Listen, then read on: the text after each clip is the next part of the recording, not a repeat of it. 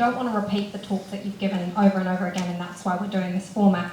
But I think that what has brought people to this room tonight is for many of the people, is a real hunger to make sense of the last month or so and what has just unfolded in front of us, to make sense of it in a context, but also to make sense of what has just happened. So I wonder if you could talk us through a little bit about, I guess, the moments after what happened on October 7th and what has unfolded since then in your view.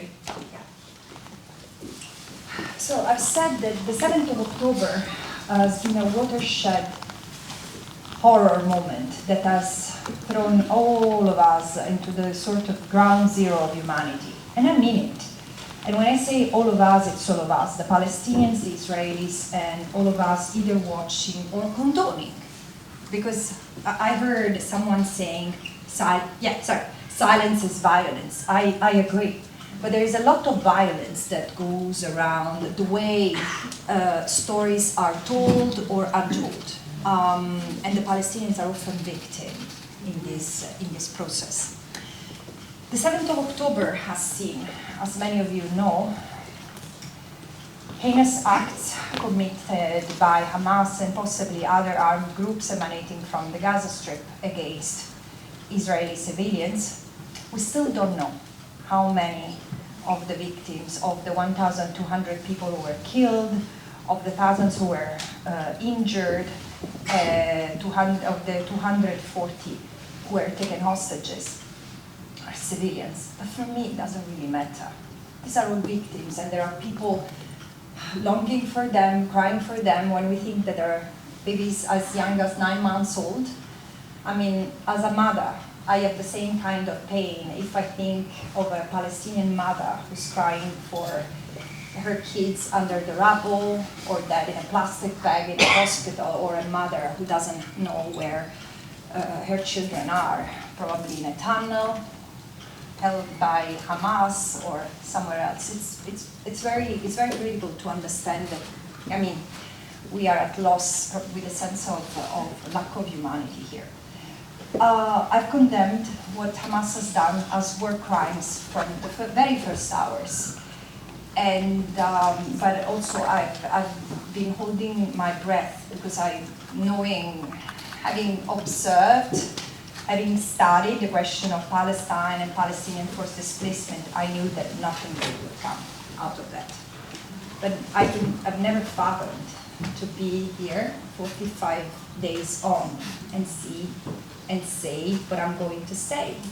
Because what the response or the reaction that Israel has had after the 7th of October has been completely out of control. I know that you have heard over and over Israel invoking the right of self-defense.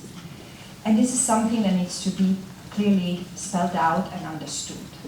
Israel has the right to protect itself, to protect its territory and to protect its citizens. So it's not that it was to watch passively to what had happened. It had to respond clearly so.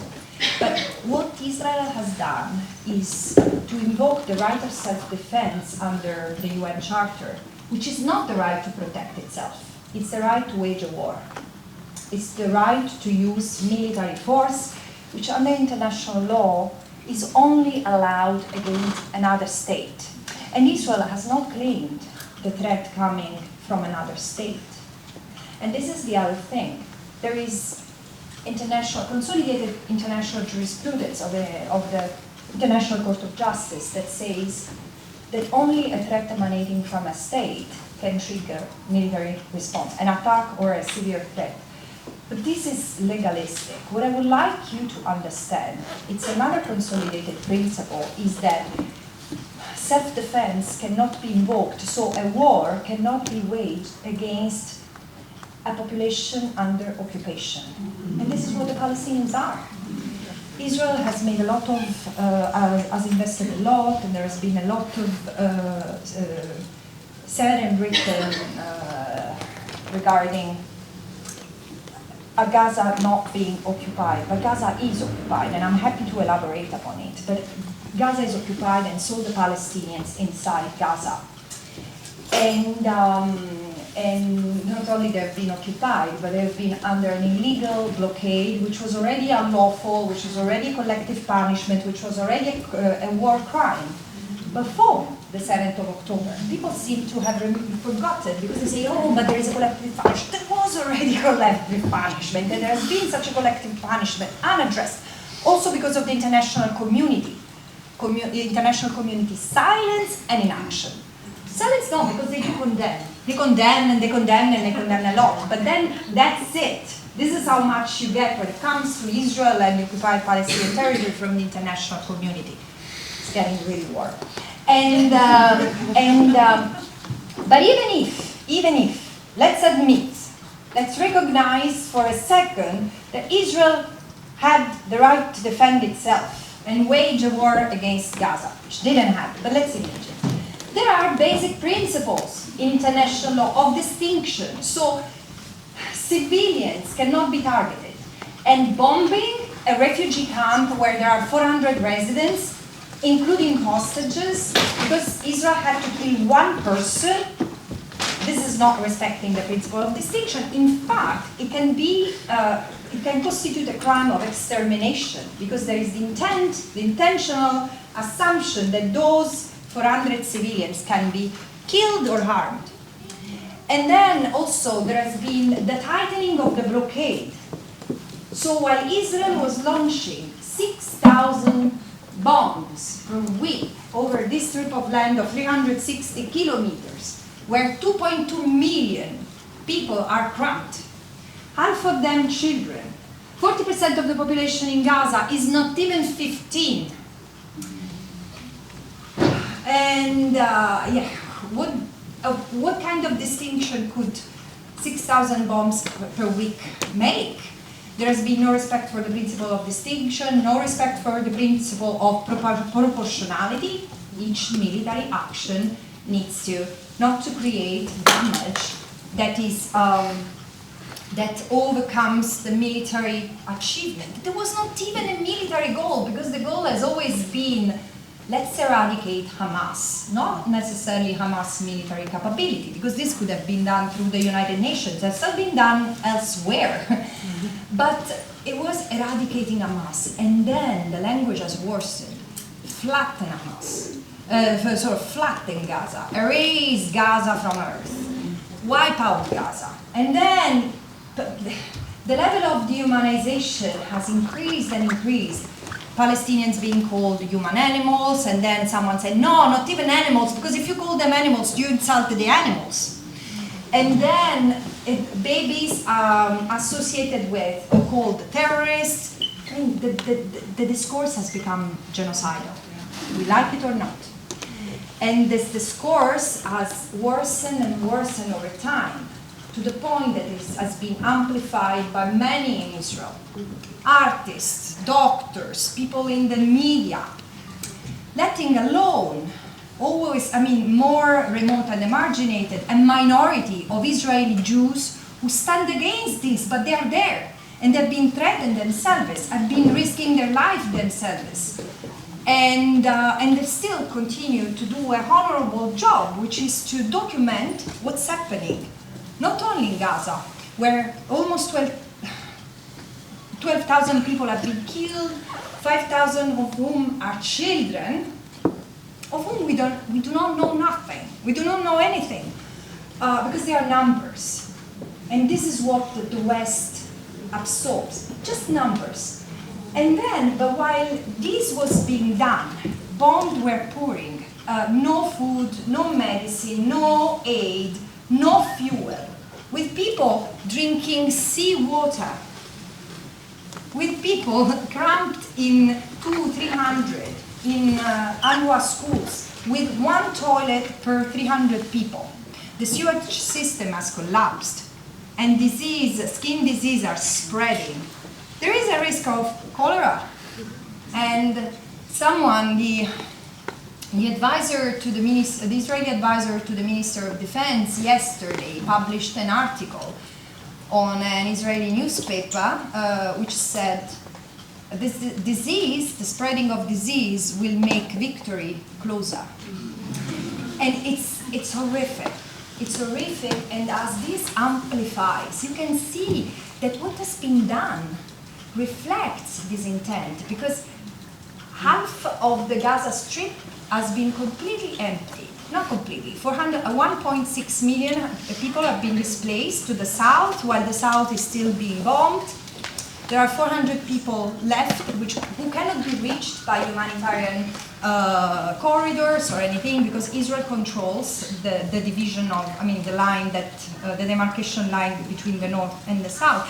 And it's interesting because the soldiers are saying, and are on record, this is why I'm saying, like in other cases, they are telling the public, they are telling the world what they are doing. They're saying, we came here with instructions to destroy this place and settle. And this is why I was saying tonight, and I've said it 30 times before, if any of us has not registered what the Nakba was in 1947-49, and also the Naksa in 1967, because in 1947-49, 80% of the Palestinians from modern-day Israel were expelled and never allowed to return.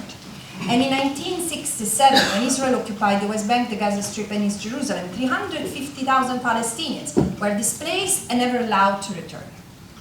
And unlike, and this is something that an Israeli friend told me recently, she was traveling with us in Australia, and she said, we Jewish people have managed, above all the horror we have endured, to come to a closure with our past. It's still part of who we are as a nation, but still, this is recognized. We commemorate it. We have museums, we have our history told and told. The Palestinians have not been allowed to do so. Not only the Palestinians have not been allowed to come to a closure, because their history, their story, their Nakba, which is a crime in and of itself, has not been acknowledged, is even denied. And they have to explain over and over and over what the Nakba is. And this is why I say, if people in the West, because I think it's mainly my people, if people in the West have not realized what the Nakba is, there it is, televised under our watch. Destruction, forced displacement, and settlement. Because the Israelis are planting Israeli flags, the Israeli soldiers are planting Israeli flags everywhere in the northern Gaza Strip, while people are still rotting under the rubble, including thousands of kids. And while this is happening in the Gaza Strip, what's happening in the West Bank and in East Jerusalem? In 40 days, 200 Palestinians have been killed by soldiers and settlers. Ben Gvir has been giving weapons and license to kill any Palestinians to Israeli armed settlers. And there is no way to stop it unless the international community decides to put an end to this. Because there is really a manhunt these days. 50 kids have been killed. Refugee camps like Jenin and Balata have been bombed by airplanes and tanks again and again these days.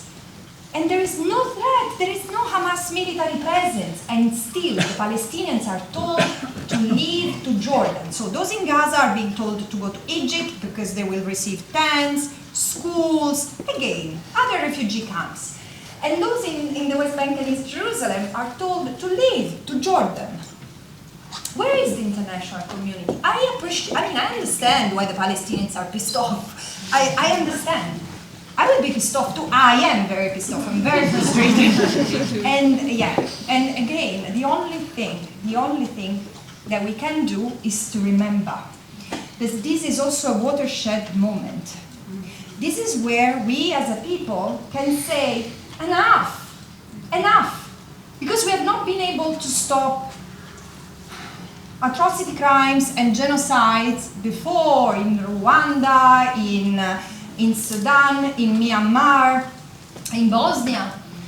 But we have the possibility and the duty and the responsibility to do that now, because a genocide might be unfolding and must be stopped. And let's remember, The apartheid in South Africa, another byproduct of settler colonialism, because in a settler colonial regime, apartheid is the natural system it's the structural system by default. Apartheid was not brought down by states who all of a sudden recognized that what South Africa was doing was criminal. It was us, the people, well, not me, not you, but people's workers, trade unions, people of conscience who started mobilizing and reminding over and over to governments that we matter, that we can choose. We choose by deciding what we buy, where we put our money, and there is a lot that is going on now with businesses because pension funds keep on investing on military, bank, settler-related civilian endeavors, and digital surveillance.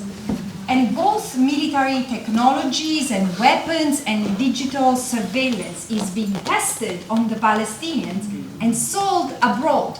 We can still stop it, but we need to be very conscientious, document ourselves, get the facts, the legal qualifications, and act.